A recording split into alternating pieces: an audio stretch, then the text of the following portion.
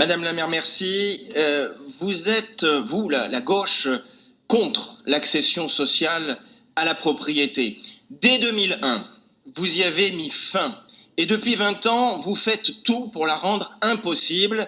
C'est d'ailleurs ce que disait M. Brossat encore tout à l'heure. Comment?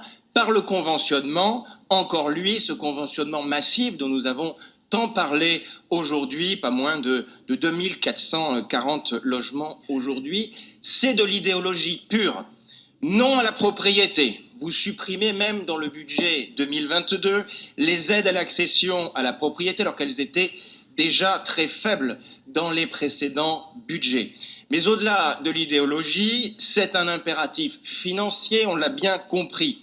Or, la dérogation sur les loyers capitalisés ne pourra plus être accordée au-delà de l'exercice 2022. Il faudra trouver de nouvelles recettes, surtout compte tenu de l'explosion de la dette. Profitons de la loi Elan qui permet de favoriser l'accession à la propriété pour les logements des HLM en favorisant la vente de logements sociaux à leurs occupants. Il est plus que temps d'arrêter votre pratique consistant à empêcher la vente de logements aux locataires qui souhaitent devenir propriétaires. La création de l'Office foncier solidaire n'est qu'une mauvaise diversion.